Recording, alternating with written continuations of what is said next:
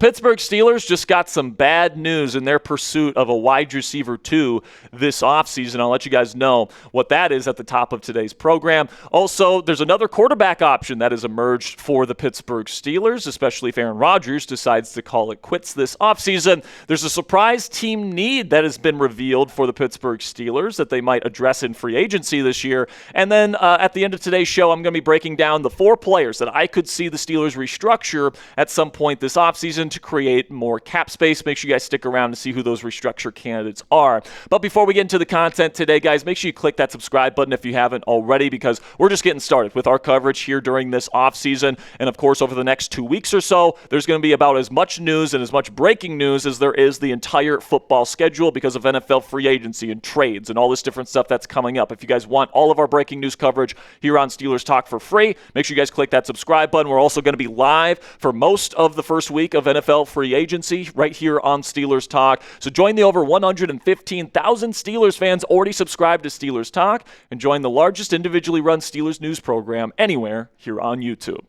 All right, so the Steelers got some bad news today, folks, as the Chicago Bears have officially traded wide receiver DJ Moore and a 5th-round pick to the Buffalo Bills in exchange for a 2nd-round pick. Now, you might be saying at home, but Jack, I didn't want DJ Moore as our wide receiver too. Well, the bad news doesn't have anything to do with DJ Moore. It involves his trade, but the bad news in particular for the Pittsburgh Steelers is that this trade is probably going to screw up the wide receiver trade market for the Steelers right before the start of free agency. It's been well known that the Steelers have been poking around the trade market here at the wide receiver position to see if they can land a legitimate veteran wide receiver to pair with DK Metcalf. Of course, they traded for Metcalf the day before free agency last year.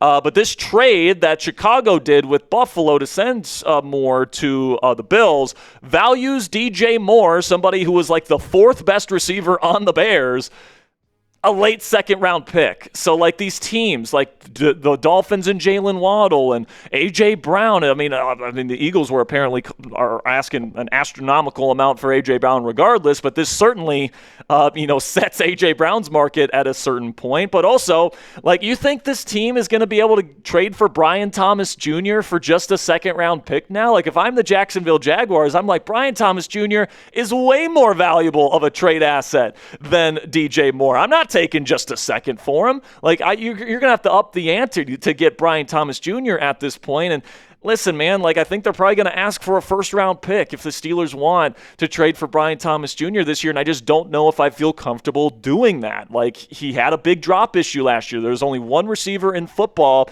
or in NFL football that had more drops than BTJ had last year, and it was Jerry Jeudy. All right, and we know Jerry Jeudy very notoriously has a big drop issue. And if you're trading your 1st-round pick for this guy, you run the risk of having that big drop issue here in Pittsburgh. But what do you guys think of this trade idea, where you do a little bit of a pick swap, where this trade, by the way, still values Brian Thomas Jr. as a 2nd-round value, but you're going to have to give up your 1st-round pick to Jacksonville. You do get Jacksonville's 2nd-round pick this year at number 56. So instead of a 1st-round pick, you'd have 2 seconds and Brian Thomas Jr. You also have to send a 6th in this potential deal. But let me know what you guys think about this potential trade idea down there in the comments section. Type A if you would accept it, or D if you would decline it. It's definitely an interesting thought, bringing in Brian Thomas Jr., but you're not going to have a 1st-round pick in the draft that you are hosting in Pittsburgh. It's probably not the most ideal situation for the black and gold, but this will be the pinned comment on today's show. In just a second here, I'm going to tell you about our sponsor today. While I tell you about our sponsor here on Steelers Talk for today's video, give me an A for accept or D for decline. And today or this week is really the last chance that you guys have to get your Steel City Drinking Team t-shirts before St. Patrick's Day. And at this point, you're going to have to get express shipping to guarantee delivery of your t-shirt before the holiday. You guys can go chatsports.com/pitgreen down there in the comments and description of today's show. That link is there. And this is a limited edition t-shirt, guys. It's only going to be around until St. Patrick's Day, and it's only $29.99 on our website right now. So if you guys love St. Patrick's Day, as I know a lot of Pittsburghers do, we got this awesome design for you guys that I helped design here at Chat Sports. And my bosses tell me, guys, the more of these babies that we sell, the more merch opportunities we are going to get here on Steelers Steelers talk. So whenever we sign players in free agency, whether we trade for a receiver, whether we draft somebody early in the first round of the NFL draft, right, we're going to have these merch opportunities for you guys. So if you want to get yours today, it's chatsports.com/pitgreen. I really do appreciate all of your guys' support, and you guys can get express shipping on this t-shirt for $5 off right now. So you guys can go chatsports.com/pitgreen, select the express shipping option there, and you'll get $5 off express shipping when you make this order today. And you can also pair that t-shirt with a Beers hat. Go to chatsports.com/beers to pick up one of our Chat Sports Beers hats on our website right now. Greatly appreciate all of your guys' support with all the merch that we've been pushing on the show. All right, man, so let's get into the quarterback situation here now, where the Pittsburgh Post-Gazette's Ray Filipaldo says that Jacoby Brissett could be a quarterback option for the Pittsburgh Steelers here in 2026 if Aaron Rodgers decides to retire or leave the Steelers this offseason. Essentially what Ray said was they could bring in Brissett, and then they would have him as the bridge quarterback option, and then eventually Will Howard takes over the starting job here in Pittsburgh. Well, to share my thoughts on this, guys, first of all, Jacoby Brissett's under contract with the Arizona Cardinals next season. Now, it's possible that a trade or a cut could happen. It's a new regime going into Arizona with Mike LaFleur and Nathaniel Hackett and company. Brissett was there during the Jonathan Gannon era, so it's possible that they would be very open to a trade or a cut scenario here, especially for a decent draft pick in a trade. But, it's definitely possible that he gets cut as well, because last year I thought he played pretty well. Like, he wasn't like stellar or anything like that. He showed himself to be what he is. And what is Jacoby Brissett, guys? He's a very low-end, replaceable starter type of guy, spot starter, high-end backup. That's what Jacoby Brissett has been for years, and that is what he still is. 23 touchdowns, 8 interceptions is not shabby there, but obviously the Cardinals didn't do a lot of winning with him as the starting quarterback there in the desert. But listen, man, as bridge quarterback options go, Pittsburgh could do a lot worse than Jacoby Brissett if they want to bring in a bridge veteran and have him compete with Will Howard in camp next year. Brissett is big. He's got a strong arm. He processes defenses very, very well. I'm sure he'd be a great mentor to Will Howard, just like Aaron Rodgers was last year, and he would be cheap against the cap. So I would be fine with a Jacoby Brissett and Will Howard quarterback competition for a year. I mean, especially if the Steelers load up on talent at the receiver position. We've seen Jacoby Brissett play pretty well and play well inside the AFC North. He certainly has the size and the arm strength to raise the floor of this football team for a season while we wait and see if Will Howard can maybe raise the ceiling of it. And then if that's the scenario, I would get rid of Mason Rudolph and maybe bring in another younger quarterback option to, put into the mix, like a Will Levis or a Trey Lance or an Anthony Richardson, and really make things interesting and have multiple potential long-term options for the Steelers at quarterback in this room heading into camp next year. But now we can shift our focus here to offensive tackle, where I'm going to pose the question here.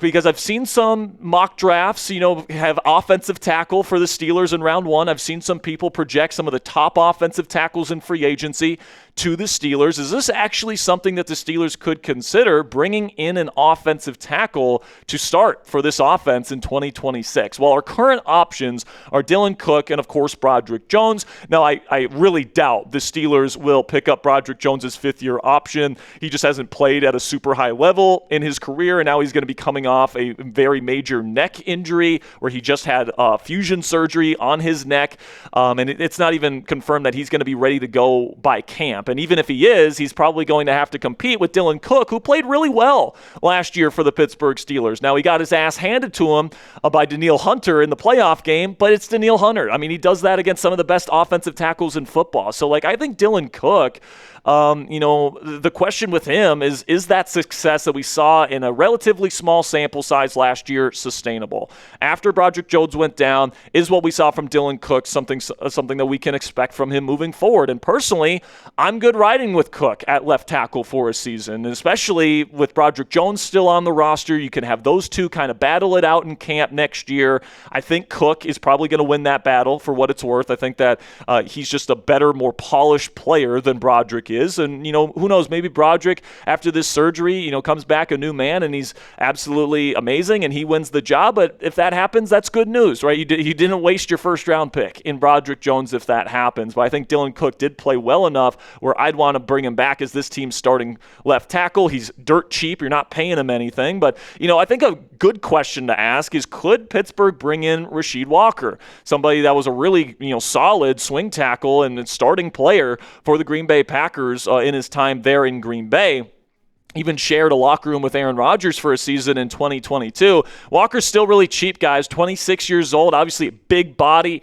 And right now, the Athletic is projecting a 4-year contract worth exactly the same amount per year that Dan Moore Jr. got last year, $20.5 million per season. Now, Pro Football Focus has linked Walker as a potential fit here in Pittsburgh. This is what Mason Cameron from PFF has to say about the fit. Walker has excelled as a pass protector across 3 seasons as the Packers' starting left tackle, earning a 69-plus PFF pass blocking grade in each season.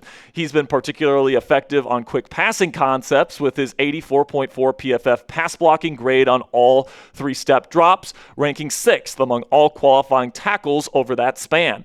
That ability would fit well with the Steelers, particularly if Aaron Rodgers decides to return to the Steel City with Mike McCarthy named as the new head coach. In 2025, Rodgers posted the 4th fastest average time to throw at 2.59 seconds among quarterbacks with at least 200 dropbacks. Now, listen, man, I'm just going to tell you this right now. With the cap going up $22 million here in 2026, Walker's going to get more than what Dan Moore Jr. got last year, guys. He's going to get more than that $20.5 million per year.